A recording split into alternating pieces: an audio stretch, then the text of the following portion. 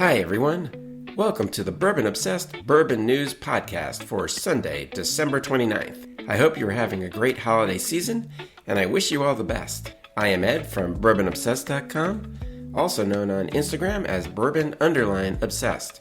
I publish a bi-weekly newsletter featuring the latest bourbon news and releases, and also do this podcast version for your listening pleasure. It's been a fairly slow news week because of the holidays, but there are a few big stories.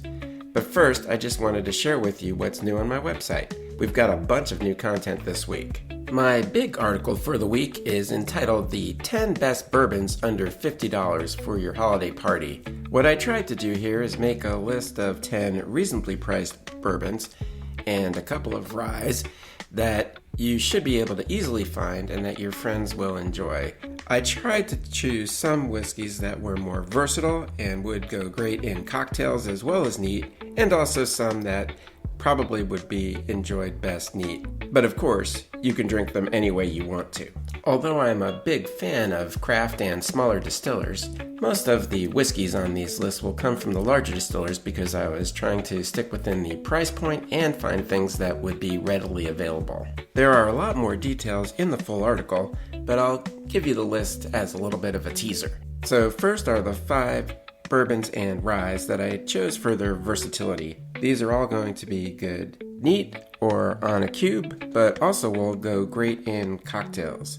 They're all around 100 proof because for me, that's the perfect proof for a whiskey to use in a cocktail, as it will still stand out and not get lost with your mixers, no matter what they are. All the whiskeys that I've chosen will be $50 or less, some quite a bit less. You don't have to spend a fortune to get good whiskey. So without further ado, here's my list. We're starting off with the Knob Creek 9-year bourbon for around $35 at 100 proof.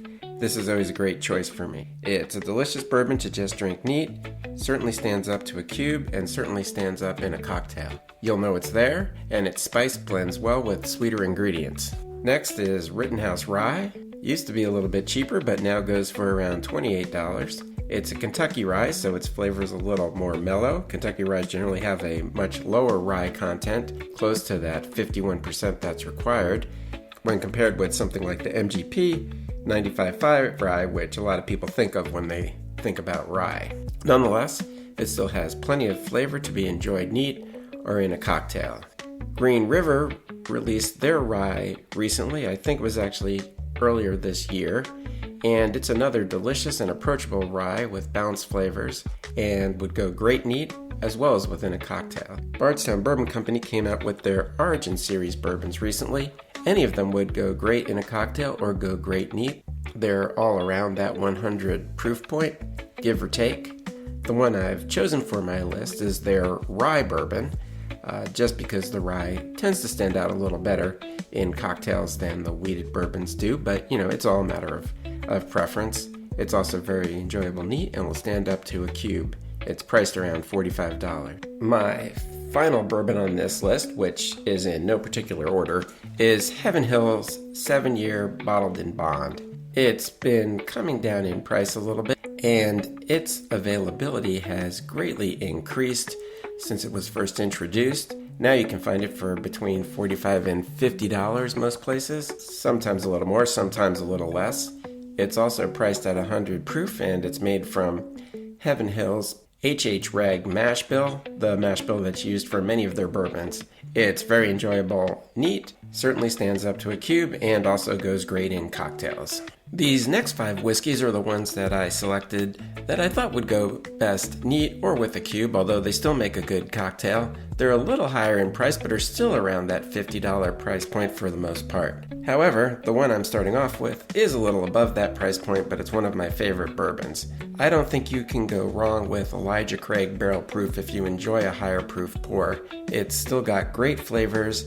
The alcohol is generally not overbearing, and it goes great neat or on a cube. You can certainly make a cocktail with it. I recently had a fantastic old fashioned made with Elijah Craig Barrel Proof, so you can do that if you want.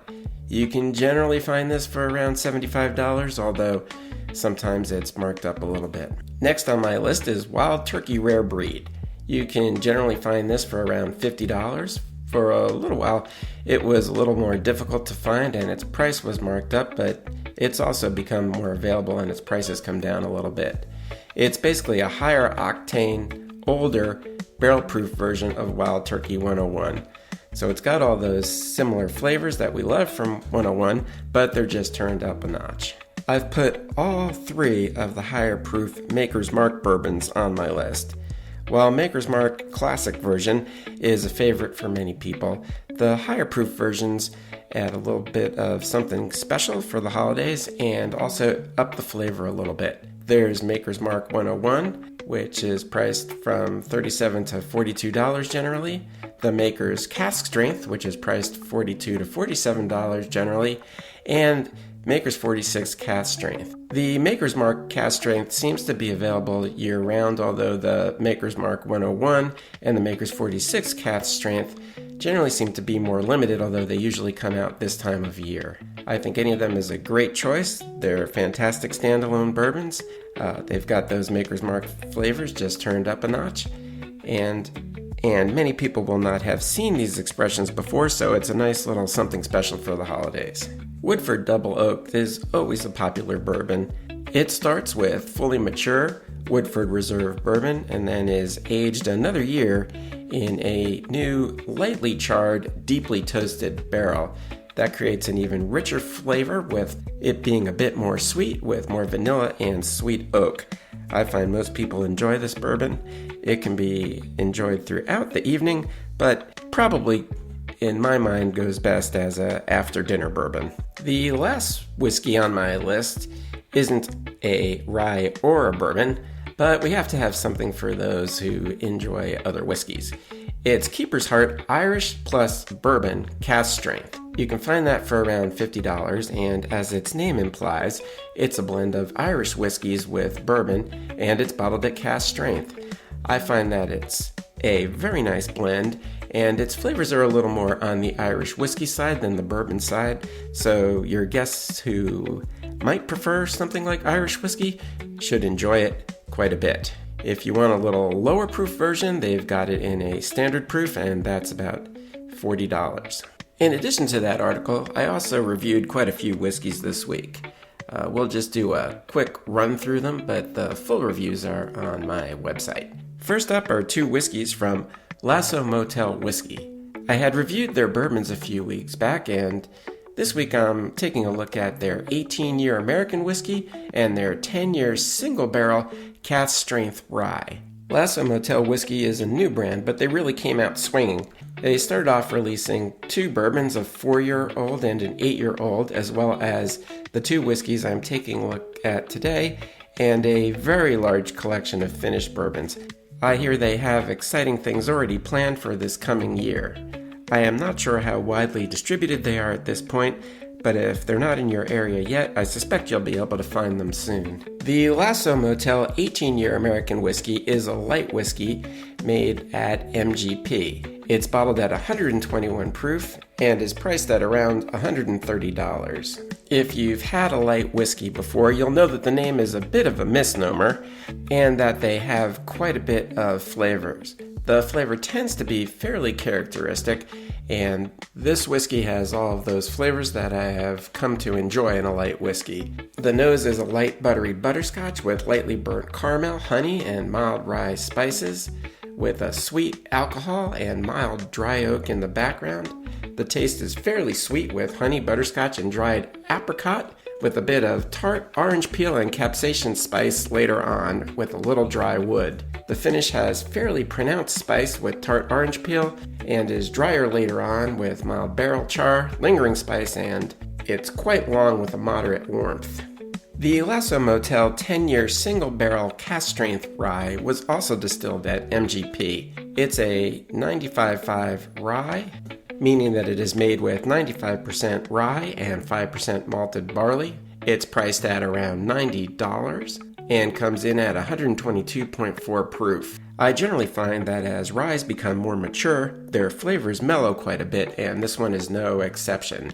It's got a lot of those 95.5 rye flavors, but they are a little more mellow, and the flavors overall are a bit more rich. The nose has tart orange citrus Anise, cloves, and other rye spices with subtle burnt caramel, brown sugar, vanilla, and an alcohol vapor that's appropriate for its fairly high proof. The taste has some tart lime citrus, licorice, and relatively mild rye spices with a mild brown sugar sweetness, some vanilla, and mild dry oak. In the finish, there is growing white pepper spice, lingering tart citrus, and it also becomes drier later on with some dry oak and mild char. As expected, the finish is fairly long with a pleasant deep warmth. Next up is another rye. This one is the Thomas H. Handy Sazerac Straight Rye Whiskey from the Buffalo Trace Antique Collection. I was fortunate to receive a sample, so I was able to give it a try. As we all know, this whiskey is going to be a difficult one to find, especially at its suggested retail price, which is around $150. I always have mixed feelings about reviewing whiskeys like this because I think anyone who finds it at its retail price will probably buy it regardless of what I say, but here we go. This year's release comes in at 127.2 proof and has the bold flavors that we've come to expect from this expression.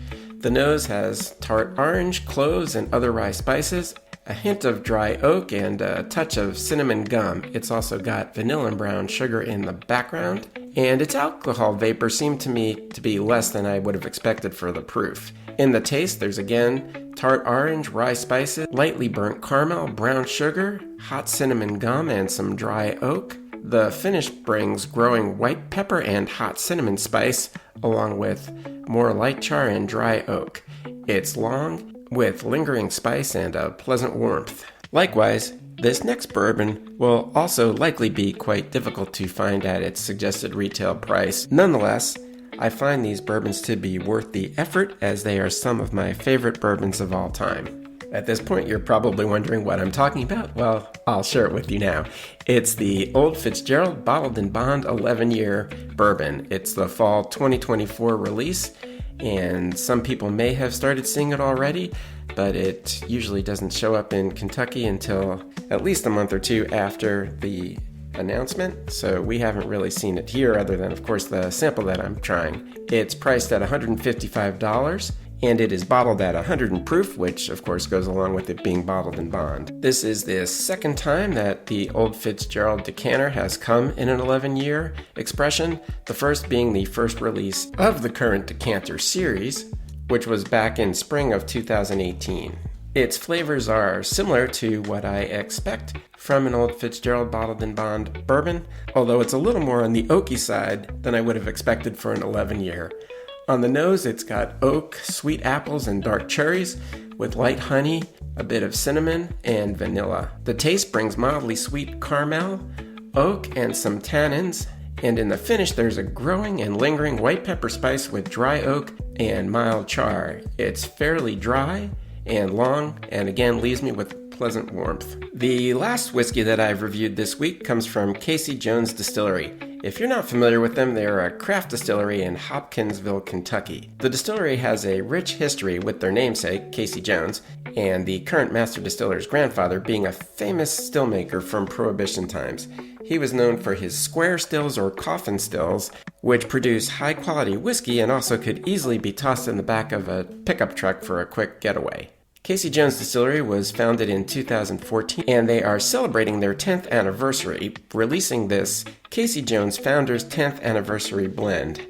It's priced around $100, and again, I apologize because it's not likely you're going to be able to find this one, but it's still worth talking about because the distillery makes high-quality whiskeys and moonshine, and this will give you an idea what they may taste like. The 10th Anniversary Blend is an interesting blend of Casey Jones aged moonshine and their bourbon. All the components are 5 years old. Its nose is fairly sweet with butterscotch, burnt caramel, and sweet brown sugar. There's also some raspberry jam and a hint of tart orange and some dry oak.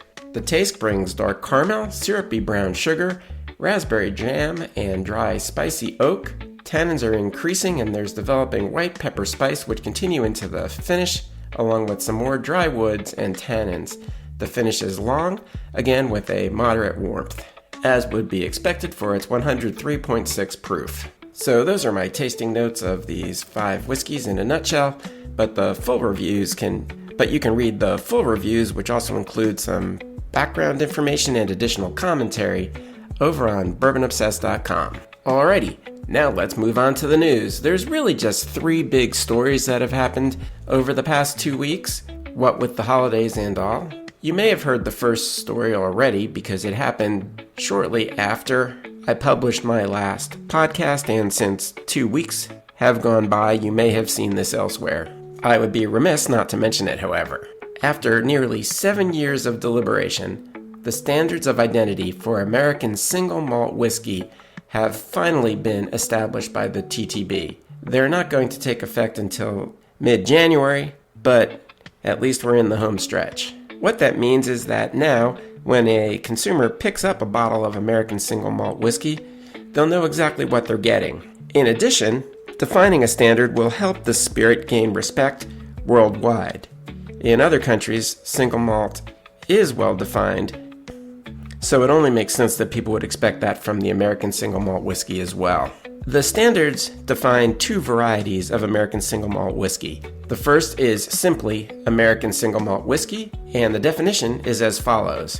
It is made from a fermented mash of 100% malted barley and produced in the United States. It has a distillation proof of 160 or less. It's distilled at the same distillery in the United States. By the same distillery, I believe they are referring to the distillery at which the mash was made. It is stored in a used, charred new, or uncharred new oak barrel, so there's quite a bit of freedom here. The barrel can only be up to 700 liters in size, and the whiskey has to be stored in the United States. No added neutral spirits are permitted, but caramel coloring is allowed, but it must be disclosed on the label. The second variety of American single malt whiskey is called straight American single malt whiskey. The requirements are identical, although it must be stored in the barrel for a minimum of 2 years. That 2-year time period matches the definition of straight as used for other whiskeys in the American definitions. However, the one thing that's a little unusual is that in the other straight whiskeys, no additives or colorings are allowed. I suspect they are allowing the caramel coloring since single malt whiskeys made elsewhere in the world are allowed to use it. Additionally, since the definition does allow American single malt whiskey to be stored in uncharred and used barrels, the whiskey might wind up a little pale, so the caramel coloring would help that along. I'm a fan of American single malt whiskeys and I'd like them to do well, so I'm glad that this standard has finally been approved. The last 2 stories are both about big lawsuits. And why not? Nothing has the holiday spirit like a couple of lawsuits. The first is that the Federal Trade Commission, the FTC, is suing Southern Glazers for illegal price discrimination. This issue has been brewing for quite some time. You may have seen it in the news, but the legal action is now official.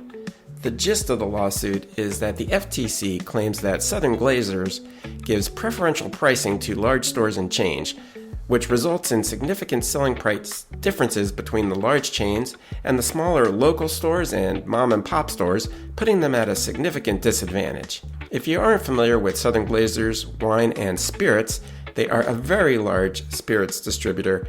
I read that they account for up to 1 out of every 3 bottles of wine and spirits sold in the United States. So this lawsuit could have tremendous repercussions if it is successful. It also gives us some understanding why there are often large price discrepancies between the large chain stores and the smaller stores.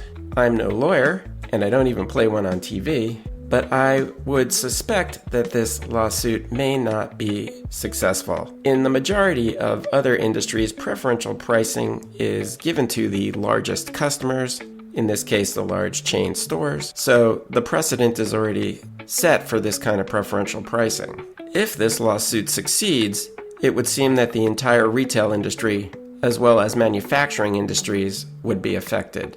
I guess we'll see. The second big lawsuit is a class action lawsuit against MGP. If you're not familiar with MGP, or MGP Ingredients, which is their full name now, They are a significant producer of distilled spirits, supplying a wide variety including bourbon and rye whiskey, vodka, and gin to other distilleries and spirit brands.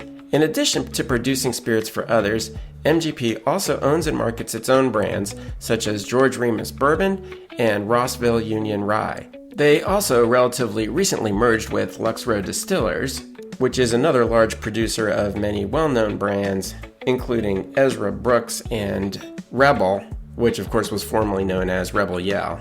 The gist of this lawsuit alleges that MGP misrepresented the level of demand for their spirits as well as the amount of their inventory. They said demand was high and their inventory was appropriate for demand, when in fact there had been a slowdown in consumption and alleged oversupply in their products. MGP also said that it had already taken steps to mitigate the effects of the changing market conditions and had positioned itself differently than its competitors when it allegedly had not. A quick look at their stock prices will show why there's a class action lawsuit. Last August 2023, the share price was over $120 a share. Now it's around $40 a share. Also, you may have seen in the news how MGP closed their grain-neutral spirits and industrial alcohol distillery in Atchison, Kansas earlier this year, and just recently, the CEO at the time had said, quote, "In response to the softening American whiskey category trends and elevated industry-wide barrel inventories, in 2025 we, meaning MGP, plan to further lower our net aging whiskey put away, scale down our whiskey production, and optimize our cost structure to mitigate lower production volumes." So, those actions and that statement would seem to indicate that MGP's inventory and level of production were too high for the current market conditions. Also, in related news, MGP has recently announced top leadership changes, which I would assume is a response to the current company conditions, with this lawsuit possibly playing a role as well. Regardless of whether this lawsuit is successful or not, this news and MGP's current status is an interesting commentary on the current levels of whiskey supply versus demand in the market, so it will be interesting to see how other companies and distilleries might react or make changes themselves based on similar issues. If you would like to learn more about any of these news stories, I've got full articles over on bourbonobsessed.com. Well, that about does it for this week. I hope you have enjoyed this edition of the Bourbon Obsessed Bourbon News Podcast, although I'm thinking of changing the name since now it's more of a general bourbon show, which also includes the news. I'd love to hear your thoughts, so please let me know. If you have listened this far and have enjoyed the show, be sure to like and follow us at your preferred podcast provider so that you don't miss an episode. You can also head over to bourbonobsessed.com to read the print version of my newsletter and sign up to have it delivered directly to your inbox. While you're on my website, you can also read some of our over 300 bourbon reviews and over 50 distillery write-ups. You can also find me on Instagram at bourbon_obsessed and on Facebook at Bourbon Obsessed. If you would like to help support the show, which I would greatly appreciate, you can follow the links from my website as well. I won't be seeing you all again until after the new year, so let me be the first to wish you a Happy New Year. See you again in 2025. Cheers!